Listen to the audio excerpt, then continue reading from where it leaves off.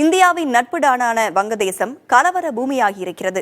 மாணவர் அமைப்பினரின் போராட்டம், அதனை ஒட்டி வன்முறை என நாடே பற்றியெறியும் நிலையில் பாதுகாப்பு படையினருக்கு கண்டதும் சுட உத்தரவு பிறப்பிக்கப்பட்டிருக்கிறது. இந்த வன்முறைக்கு காரணம் என்ன, அதனை ஒடுக்க எடுக்கப்பட்ட நடவடிக்கைகள் என்ன என விவரிக்கிறது இந்த செய்தி தொகுப்பு.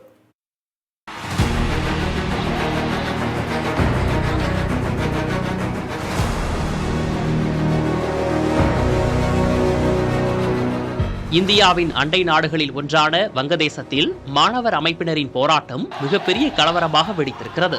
இதற்கு மையப்புள்ளி அந்த நாட்டில் வேலை வாய்ப்புகளில் கடைபிடிக்கப்படும் இடஒதுக்கீட்டு நடைமுறை. அதன்படி 30 விழுக்காடு அரசு வேலைவாய்ப்புகள் 1971ஆம் ஆண்டு நடைபெற்ற வங்கதேச விடுதலை போரில் பங்கேற்றவர்களின் உறவினர்களுக்கே ஒதுக்கப்படுகின்றன. இந்த நடைமுறைக்கு எதிர்ப்பு தெரிவித்து வெடித்த மாணவர்களின் போராட்டம் கடந்த 16ஆம் தேதி நிகழ்ந்த மோதலுக்கு பிறகு கலவரமாக மாறியிருக்கிறது. அந்த நாட்டின் தலைநகர் டாக்கா மற்றும் பிற பகுதிகளில் மாணவர் அமைப்பினருக்கும் காவல்துறையினருக்கும் மற்றும் பாதுகாப்பு படையினருக்கும் இடையே மோதல் ஏற்பட்டு வருகிறது. அதேபோல் அந்நாட்டு ஆளுங்கட்சியான அவாமி லீக் கட்சியின் மாணவர் அமைப்பினரும் போராட்டக்காரர்களும் மோதலில் ஈடுபட்டு வருகின்றனர். பல்வேறு இடங்களில் போராட்டத்தில் ஈடுபட்டவர்களை பாதுகாப்பு படையினர் கண்ணீர் புகைக்குண்டுகளையும் துப்பாக்கிச்சூடு நடத்தியும் கலைத்து வருகின்றனர். டாக்கா உள்ளிட்ட நகரங்களில் கட்டடங்களுக்கு தீ வைக்கப்பட்டன. கலவரத்தை தொடர்ந்து நாடு முழுவதும் செல்போன் மற்றும் இணைய சேவை துண்டிக்கப்பட்டுள்ளது. செய்தி தொலைக்காட்சிகள் ஒளிபரப்பை நிறுத்தியுள்ளன.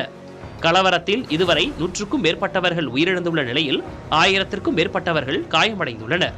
கலவரத்தை கட்டுப்படுத்தும் பொருட்டு அந்நாட்டில் ஊரடங்கு அமல்படுத்தப்பட்டுள்ளது.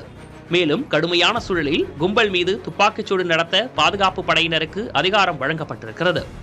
கடந்த 19ஆம் தேதி போராட்டக்காரர்களும் அரசுக்கும் நடைபெற்ற பேச்சுவார்த்தையில் எந்த முடிவும் எட்டப்படாத நிலையில் பேச்சுவார்த்தைக்கு தொடர்ந்து தயாராகவே இருப்பதாக அந்நாட்டின் சட்டத்துறை அமைச்சர் கூறியிருக்கிறார். கடந்த 2018ஆம் ஆண்டிலும் மாணவர்கள் போராட்டத்தின் காரணமாக போரில் பங்கேற்றவர்களின் உறவினர்களுக்கு இடஒதுக்கீட்டில் பணி வழங்குவதை அந்நாட்டு அரசு தற்காலிகமாக நிறுத்தியது. இதனை எதிர்த்து தொடரப்பட்ட வழக்கில் அந்நாட்டு உயர்நீதிமன்றம் அரசின் முடிவுக்கு தடை விதித்தது. இந்த சூழலில் நாளை இந்த இடஒதுக்கீடு தொடர்பான வழக்கை அந்நாட்டு உச்சநீதிமன்றம் விசாரிக்க உள்ளது. நாட்டுக்காக போரிட்டவர்களுக்கு உயர்ந்த மரியாதை தரப்பட வேண்டும் என தற்போதைய இடஒதுக்கீட்டு முறைக்கு ஆதரவு தெரிவிக்கிறார் வங்கதேச பிரதமர் ஷேக் ஹசீனா. ஆனால் நாட்டின் கடந்த கால நாயகர்களின் சேவைக்கு மரியாதை செலுத்துவதாக கூறி வருங்கால தலைமுறைக்கு பாதிப்பு ஏற்படுத்துவது சுதந்திரத்துக்கான நோக்கத்தையே கேள்விக்குறியாக்கிவிடும் என்பதை ஆளும் அரசு விரைவில் உணர வேண்டும்.